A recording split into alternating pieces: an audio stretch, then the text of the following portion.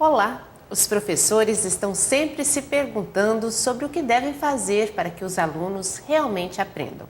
Como motivá-los na aprendizagem? Pois qualquer coisa que se faça na vida é necessário primeiro a vontade de realizá-la, senão nada acontece. Isso também ocorre na educação.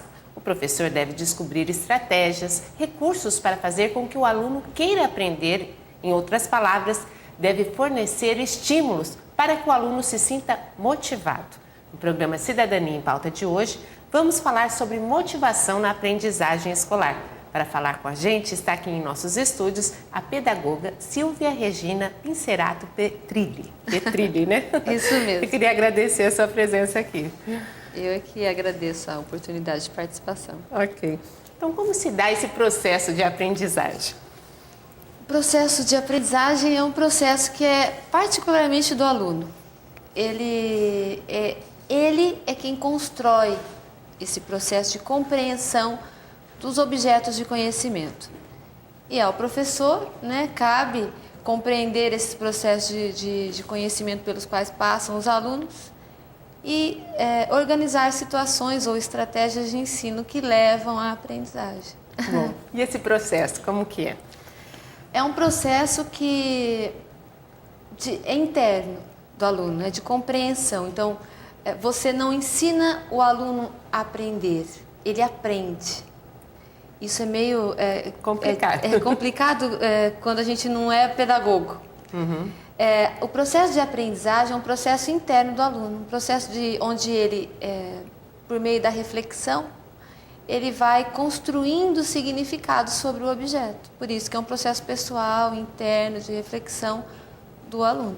Quer dizer que nenhum aluno aprende como o outro? Não. Ou na mesma proporção, ou no mesmo tempo, é diferente? Nós temos dentro dos estudos da psicologia, da pedagogia, dentro a pedagogia da aprendizagem, por exemplo. Nós temos características peculiares de cada faixa etária. Então, as crianças, elas passam por etapas similares de aprendizagem.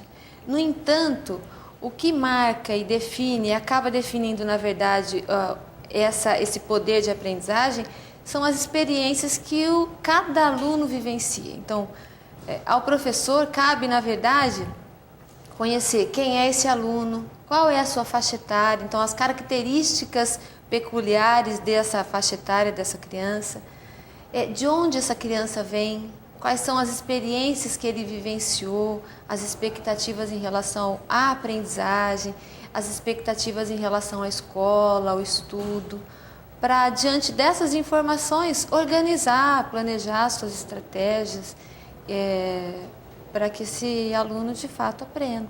Quer dizer que um professor, quando ele vai entrar numa sala, ele tem que saber um pouco o perfil daqueles alunos.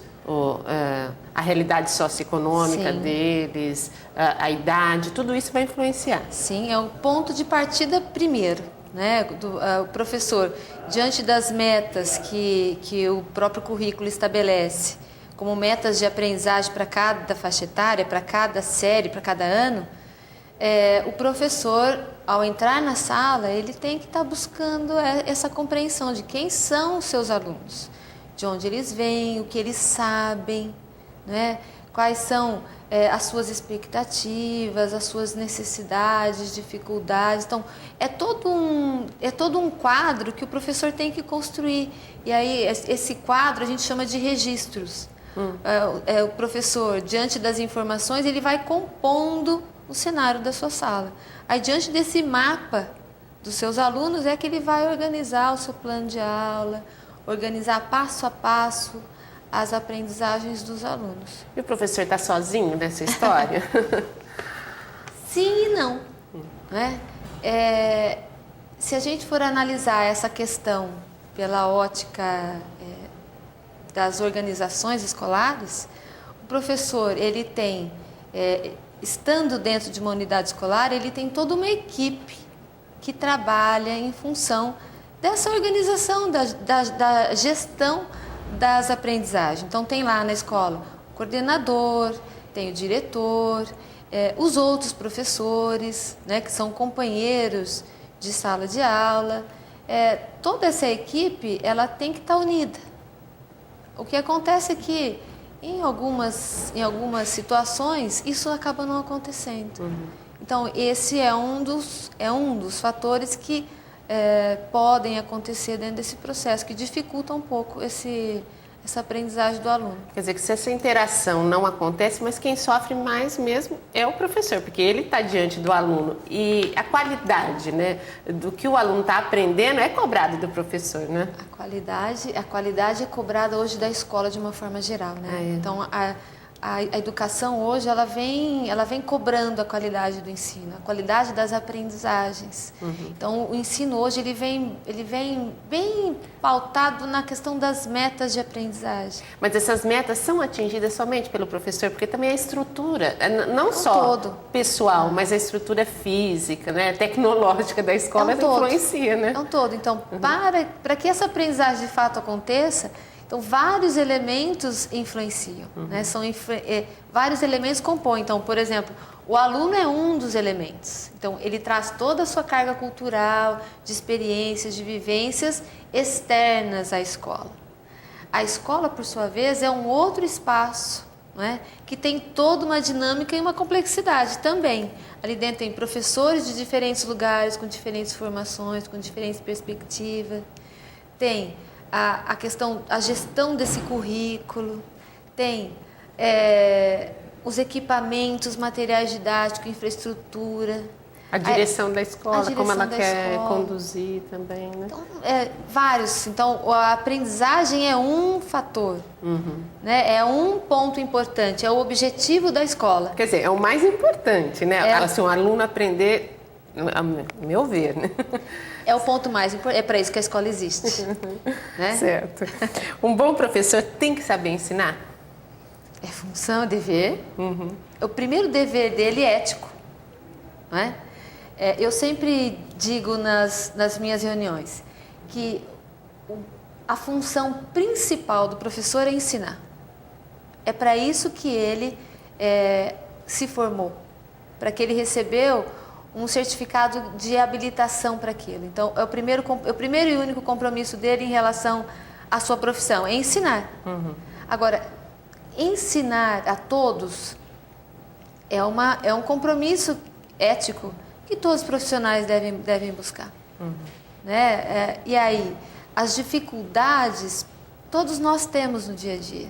Então, e trabalhar com a aprendizagem desses alunos hoje, né, desse cenário de diferentes elementos que influenciam na aprendizagem, é um desafio para a escola hoje. Eu não diria só para o professor, mas diria para a escola como um todo. Porque hoje em dia, vários fatores influenciam nesse processo de aprendizagem. E o professor, se ele não tiver o compromisso ético com a aprendizagem do aluno, vai ficar difícil. Porque... Há como burlar isso no dia a dia? Olha, os resultados, eles não tem como você mascarar resultado. Né? Ao final de um processo de ensino, a aprendizagem tem que acontecer. E se essa aprendizagem não aconteceu, é porque nesse processo aconteceu alguma falha.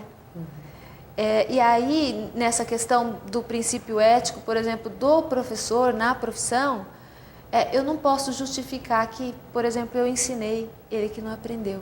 Então, hoje, a escola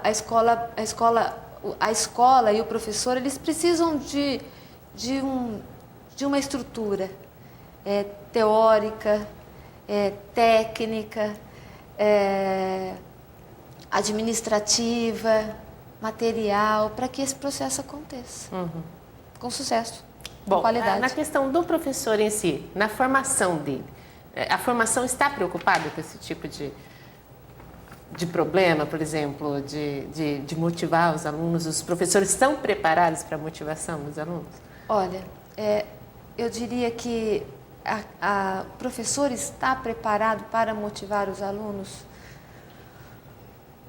Na sala de aula hoje, o professor é exposto a diversos fatores que influenciam nessa aprendizagem dos alunos. Por exemplo, vamos tornar isso bem prático. Que fatores, por exemplo? A Por realidade de cada aluno? Por exemplo, ó, a violência na escola, Isso é uma realidade mesmo, né? o uso de drogas, a dificuldade de aprendizagem, o contexto socioeconômico, cultural dos alunos que acaba influenciando no ponto de partida e de chegada dessas aprendizagens, a questão salarial, a questão da condição de trabalho do professor. Então, todos esses fatores, das políticas públicas de uma forma geral, que não pensam na pessoa, ela pensa numa determinada estrutura, né, de sistema de ensino. Então, todos esses fatores, eles acabam contribuindo e agravando para os processos. O que acontece em algumas vezes, o professor se vê sozinho diante dos problemas da sua sala.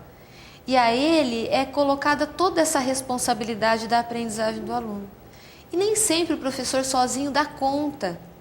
Se ele não tiver todo o amparo da escola, das secretarias, né, estaduais, municipais de ensino, para dar condições para que essa aprendizagem de fato aconteça, para que o professor, na verdade, consiga solucionar os problemas que são postos ali diariamente. Uhum. E são postos diariamente?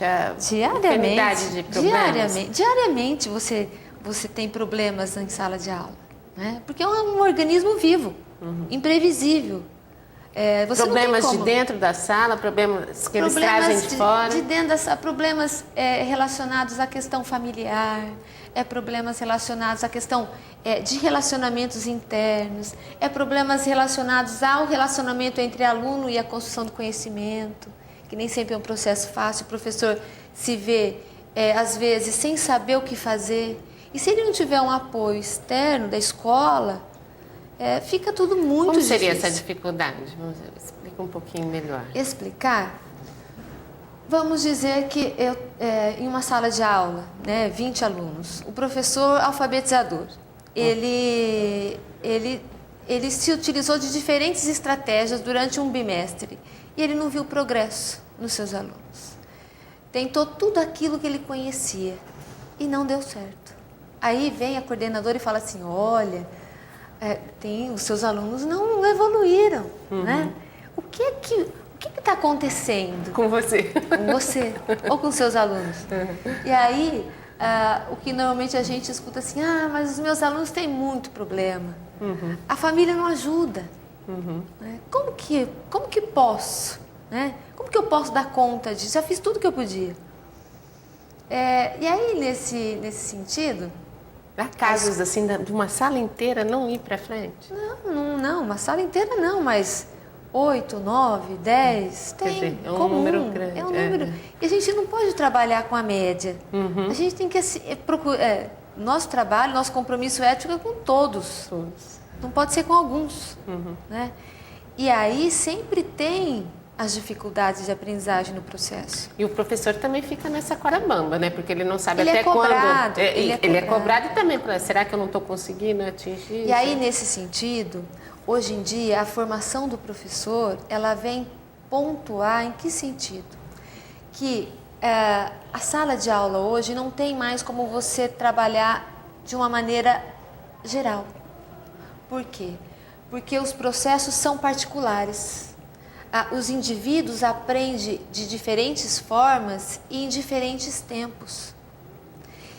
Nesse sentido, as teorias da aprendizagem, elas são fundamentais. O professor precisa conhecer teorias de aprendizagem, o professor precisa conhecer as teorias de ensino, o professor precisa conhecer técnicas. E eles conhecem, de fato, isso? Então, hoje em dia, a formação docente, as pesquisas na formação docente, elas vêm apontando para que esses desafios, essa diversidade na sala de aula, ela vai ser vencida por meio da pesquisa. A pesquisa é realizada dentro da sala de aula. A pesquisa, a partir do momento que o professor se conscientiza de que aquele ambiente é um ambiente complexo, distinto, diverso, e que não é ensinando todos de uma forma só que ele vai conseguir com que todos ao mesmo tempo aprendam. Nesse sentido, é preciso que o professor construa elementos de registros desse processo, daquilo que ele está utilizando, daquelas dificuldades que os alunos têm encontrado no dia a dia. Que o professor registre passo a passo esse acompanhamento da sala e que vá buscar, na verdade, o quê? Vai buscar soluções naquilo que já foi publicado, naquilo que as pesquisas têm apontado que é o melhor caminho. E aí não tem modelos. E aí Quer dizer, cada um vai ter que procurar o seu próprio modelo. Cada um vai ter que adaptar as suas formas de ensinar, as suas concepções, as suas crenças, as suas estratégias diante da sua realidade e ir testando e fazendo interferências, registrando, retomando. Silvia, a gente está falando de uma sala com 20 alunos, o que já é difícil você conseguir entender 20 indivíduos diferentes, mas um professor não dá aula para uma sala só, né? Ele não dá aula num horário só. Sim. Então, como que fica essa história? Eu quero que você me responda depois do intervalo. A gente volta já já.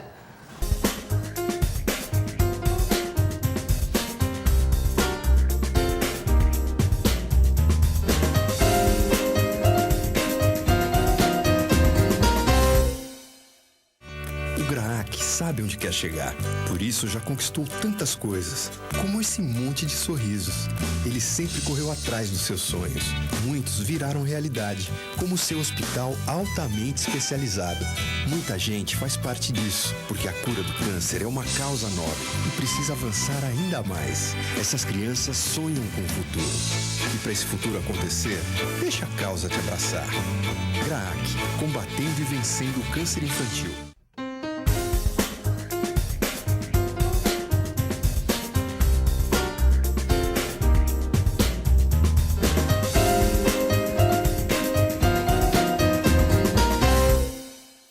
Motivação para a aprendizagem escolar. Esse é o assunto do nosso programa de hoje. E a nossa convidada, a pedagoga Silvia Regina Pincerato Petrilli. Bom, Silvia, a gente terminou o bloco anterior falando sobre essa carga excessiva, né? O professor ele tem que ter modos diferentes de ensinar, tem que chegar, criar essa ponte com o aluno, né? E descobrir o melhor modo de passar conhecimento, só que ele não tem, só poucos alunos, várias salas, né? Várias escolas, vários períodos para lecionar. Como que faz com isso? Essa questão hoje da profissão, né, do professor, da profissão docente, esse é o quadro. O professor assume diferentes salas de aulas, com diferentes alunos, e ainda cobra-se dele, né, a pesquisa. Cobra-se dele o resultado de todos os alunos, né? Todos têm que aprender. Então, esse é um ponto que hoje em dia vem sendo muito, muito discutido em relação à profissão docente, à valorização do professor. Né? As políticas públicas, elas nem sempre têm olhado para o professor, né? Para essa questão da qualidade daquilo que é ensinado, daquilo que é aprendido. Na verdade, ele precisa ganhar mais para ter menos tempo de aula e poder se preparar melhor para até estar mais próximo do aluno. Essa é a realidade, Essa né? é a realidade, ter mais condições de acompanhar esse aluno, uma vez que as pesquisas apontam que o processo de aprendizagem é individual. Essa era a pergunta. Quer dizer, é individual. E ele pode ser induzido, por exemplo, o aluno pode ser induzido a querer aprender? E como que ele chega? Ele chega com vontade de aprender na escola? E aí, isso daí a gente parte do princípio das concepções que os alunos trazem quando eles vão para a escola. Muitas vezes, a própria família, os pais, eles confiam, né, o seu filho à escola, porque sabe que ali é o local onde eles vão aprender. É o local onde eles vão adquirir um conhecimento que vai fazer com que a sua vida se transforme. Só que junto a essa concepção, a essa crença, a essa expectativa, vem a imagem de que para estudar não precisa muito esforço. Para estudar não é trabalho. Estudar é alguma coisa que você vai lá, vai aprender. Então, o professor... É um processo fácil, né? E não é, na verdade, né? Na verdade, não é. Então, é um processo que depende do aluno, e aí, nesse sentido, a motivação, ela vem no momento em que o professor ele tem que identificar essas concepções de estudo e de aprendizagem dos alunos. Então, o que a criança pensa sobre o estudar? Estudar é um processo que não é fácil. Estudar envolve disciplina, envolve você se afastar de alguns prazeres que você normalmente gosta, né, de realizar. Estudar exige dedicação, exige o erro, a retomada, né, rever aquilo que você fez. E é um processo que não é fácil. E muitas vezes você tem dificuldades de entender mesmo, Exatamente. Né? E essa questão da motivação é muito polêmica nos estudos, porque, na verdade, motivar o aluno é mostrar o quanto que aquilo é importante. Né? E aí você bate de frente justamente com as concepções que ele traz de casa. E também de frente com o que é passado para passar para o aluno. Será que tudo que é passado hoje para a realidade escolar ali de aprendizagem é importante para a vida do aluno? Então, também vocês discutem isso? Isso daí é outro ponto bastante discutido. Não é? Por isso que hoje as teorias da aprendizagem, elas vêm no sentido de construir significados, da aprendizagem significativa. A aprendizagem significativa é aquilo que faz sentido para o aluno. E a motivação aí vem como um elemento que vai atribuir um significado para aquilo. O professor, por sua vez, precisa ter uma formação sólida, o professor precisa ter essa sensibilidade para conquistar o aluno. Hoje em dia, os estudos também apontam que a motivação ela vem quando o professor estabelece metas claras para os alunos. Quando o professor... Como assim? Por exemplo, se eu vou trabalhar com um determinado conteúdo, se eu quero que eles, ao final de um bimestre, eles compreendam, por exemplo, a função de um poema, né? Que eles compreendam o que é um poema, que eles compreendam a beleza de um poema, a arte de um poema, e que eles compreendam também os aspectos linguísticos do poema. Né? Esses são os meus objetivos finais. Ao compartilhar isso com os meus alunos, eu proponho que durante este bimestre, nós vamos, ao final do bimestre, nós vamos chegar a este objetivo. Só que para conquistarmos esse objetivo, nós temos que estabelecer alguns combinados, alguns contratos didáticos, nós vamos ter que passar por uma série de sequências de atividades que vão desenvolver as nossas habilidades, né? E aí a motivação ela vem a partir do momento que o professor tem isso muito claro junto aos alunos, que ele coloca isso como um desafio interessante, que o professor, na verdade, ele vai construindo, ele vai motivando diariamente no seu trabalho as pequenas conquistas dos alunos. Porque você quer a conquista maior do que a conquista de você está conseguindo aprender. A conquista maior de que, apesar de sermos tão diferentes e aprendermos de forma diferente, eu estou aprendendo. Antes, no começo do bimestre, eu não sabia isso, mas hoje eu já sei isso.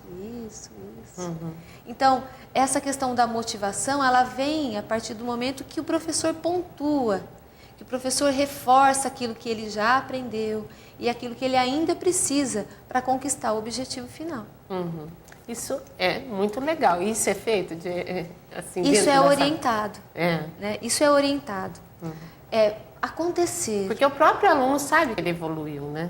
Ele não precisa de uma prova, assim, uma avaliação, né? Para a nota, né? Porque muito se pensa, né? Com certeza até hoje, que você sabe se você aprendeu, se você tira uma nota boa, né? Então você está ali motivado só para tirar a nota e para passar de ano, né? Essa é uma outra questão também que as pesquisas apontam, que os alunos estão motivados para tirar nota, para fazer prova, e não com a aprendizagem. Mas muitos, eles são motivados a pensar assim também, né? Pelo próprio sistema, É pela isso. própria concepção que a escola historicamente construiu. Então, hoje, nós não temos que fazer provas para tirar nota. Minha filha de 8 anos, esses dias, até vou dar um exemplo prático, ela chegou: mãe, eu não tinha ido bem numa provinha, então eu vou repetir de ano se eu não for bem na outra. Eu falei: não, filha, a questão não é repetir de ano, a questão é você aprender. Esse é o importante. Essa né? é a função É. do ato educativo. E você acha que a escola está caminhando para isso? Olha, as orientações, elas vêm nesse sentido. Então, as teorias, elas apontam que hoje o indivíduo aprende melhor quando as questões, quando os assuntos, eles são compartilhados em sala de aula, quando os objetivos são postos claramente, quando se estabelece metas a serem alcançadas, quando se estabelece reforços positivos que conduzam ao caminho correto que você está, né, conseguindo para atingir a aprendizagem. O que acontece é que no nosso processo histórico de educação, de ensino, de aprendizagem, isso nem sempre foi, né, um elemento importante. A escola tradicional, ela se baseou muito na cópia, em seguir modelos, faça como eu faço, seguir regras, obedecer, né, estudar para a prova. Quer dizer, se tornou uma coisa chata, né? Diante do olhar dos adolescentes, das crianças. A escola tradicional, ela cumpriu com a sua função num determinado tempo. Acontece que os princípios dessa escola hoje não dão mais conta dessa sociedade. Essa criança hoje, ela vem com muita informação para a escola. Ela vem com muita vivência corporal, ela vem com muita vivência de expressão, de linguagem, de comunicação. Essa criança, ela vem com muita informação, não é? E lidar com essa criança hoje é muito difícil com os mesmos princípios da escola tradicional. Com a mesma estrutura, inclusive, Com a né? mesma Porque estrutura. os professores estão preparados para isso. Os alunos chegam diante de uma realidade, lógico que socioeconômica. Qualquer realidade. Mas por mais assim que esteja numa situação difícil economicamente, ela tem muitos estímulos, né, fora da Sem escola. Aí dúvida. chega na escola aquele quadro negro, giz e o professor. É difícil chamar a atenção do aluno, né? Uma criança que participa do mundo hoje, ela chega na escola e ela tem que sentar-se e utilizar a mão e os olhos, né? Para copiar, para registrar, para copiar, para registrar, para estudar, para fazer prova. E isso não dá mais conta. Então, o sistema educacional hoje não comporta esse tipo de estratégia metodológica. Nesse sentido que vem o fator da motivação para aprender. A minha concepção de motivação, na verdade, ela vem a partir do momento que o professor sabe aquilo que ele quer fazer. Ele sabe onde ele precisa levar esses alunos. As estratégias, ele nem precisa dominar todas, né? E aí vem o sentido do planejar, do replanejar. Se você utilizou uma determinada estratégia, você atingiu um X da sua sala, a outra metade, a outra parcela, você tem que usar outras estratégias. E aí vem a pesquisa que eu lhe disse anteriormente. Então, a pesquisa no sentido do professor se permitir buscar na bibliografia. Essa pesquisa vem dos métodos assim, de estímulo mesmo, de estudo, ou de estudar o comportamento dos alunos? Ou dos dois? Dos dois, porque aí você aliado àquilo que o aluno te dá de resposta, você vai buscar na bibliografia. Então, como outras pessoas resolveram problemas, como estes iguais ao seu. Nessa pesquisa, aptidão, assim, porque cada aluno tem uma aptidão. Você falou, por exemplo, de um poema. Tem pessoas que se interessam pelo poema. Outros alunos não querem nem saber de poema, gostam de outra coisa. E aí, como que se leva em conta isso? Aí o professor, nessa questão, professor, a função, né, é despertar para o belo, despertar para o sensível, despertar para a beleza de um poema. Então, a apreciação, o ouvir, o sentir. Você acha que qualquer pessoa pode se interessar? Claro, Sim. sem dúvida. Nós somos seres humanos intensos, vivemos de emoções, né? E a arte, ela proporciona isso. Então, o despertar das emoções. O poema é uma forma linda de você enxergar o mundo. É uma forma uma romântica, uma forma... Mesmo daqueles alunos que vivem, por exemplo, em estado de violência. Qualquer um. Qualquer ser humano é possível de viver. Qualquer ser humano enxerga a beleza numa determinada situação. Então, a escola cabe despertar a beleza para as músicas. Então, o diferente olhar, perceber os diferentes sons, perceber as composições, perceber como isso toca cada um de nós, né? E aí a diversidade ela é importante. Perceber, por exemplo, o que um artista, né, um pintor quis expressar naquela imagem que é repleta de sentimentos pessoais do próprio artista. Então, quais são as sensações que você percebe? Você percebe sensações? Se você não percebe, a escola tem o dever, né, de também despertar isso no aluno. E aí vem a motivação. Aí vem a motivação para o conhecer uma música, conhecer o contexto de uma música, conhecer quem foi o autor dessa música, por que ele compôs. Quer dizer, o aluno aprendendo a realidade, a dinâmica da vida, vamos dizer assim, humanizando a escola mais. Na verdade, essa questão, esse conceito de humanizar é um conceito chave hoje para a educação, né? O Paulo Freire, né, ele sempre aponta que a educação precisa de humanidade. Né? O professor precisa gostar de gente, o professor precisa acreditar, o professor precisa sonhar, o professor precisa, até um livro de Paulo Freire, A Pedagogia dos Sonhos Possíveis. E levar o aluno a sonhar também, a acreditar que pode mudar as coisas, né? Porque a vida hoje, ela é uma vida difícil para todos, para o professor, para a escola, para os alunos, para os pais. E esse sonho, ele acaba ficando num segundo plano, porque a gente acaba lidando só com os problemas.